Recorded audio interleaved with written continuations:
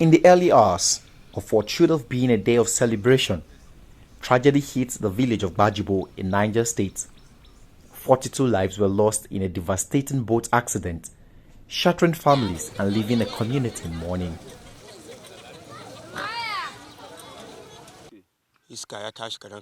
The wind began to blow heavily until it broke the boat and it sank. A good number of people escaped to safety, but some died and there were 42. The victims, many of them traveling from Gbajibo Mundi in Kwara State, were on their way to attend a Muslim Maulid celebration. Authorities say the boat that carried the 42 passengers was unfit for transport, overcrowded without life jackets, and operating with little regard for safety regulations. The consequences were fatal.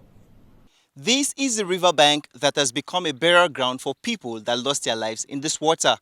Last year in 2023, I reported right from this very spot that 26 persons were buried in this place.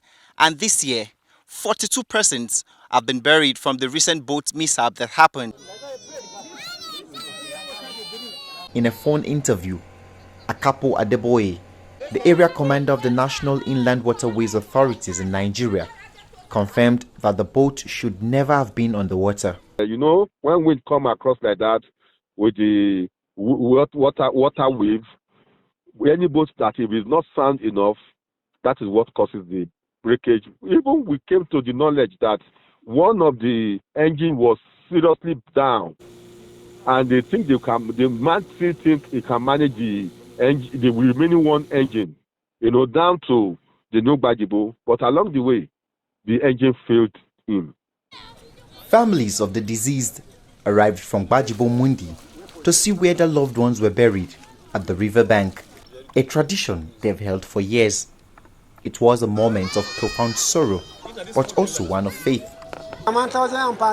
When it comes to water transportation, we want the government to provide us with safety wares, he says, and also provide emergency rescue operation services in case of a similar reoccurrence in the future.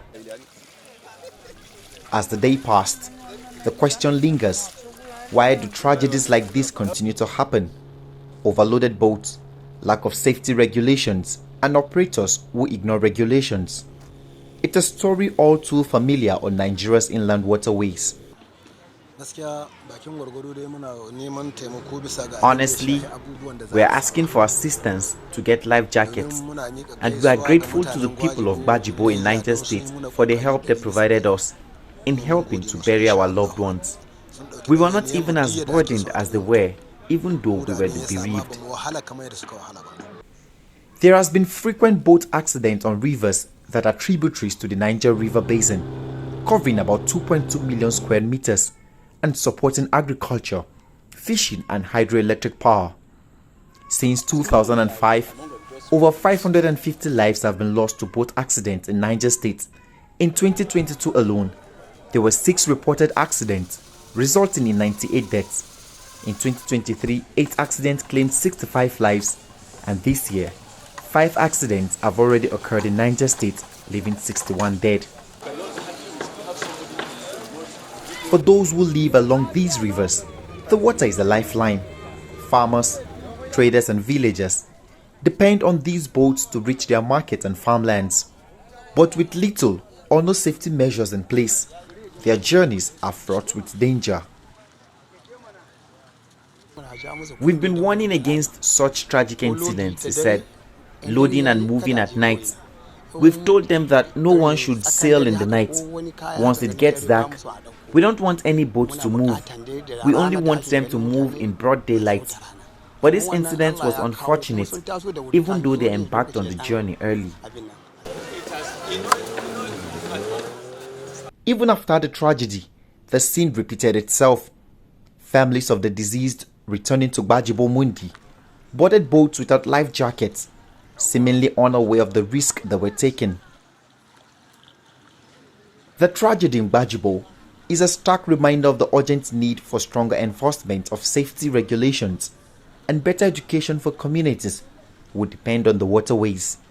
These lives could have been saved. For the families of the 42 lost souls, life will never be the same. Their journey meant to be one of celebration ended in a heartbreak. But their story serves as a powerful call to action, a plea for safer waterways so that no family will have to endure this kind of pain again.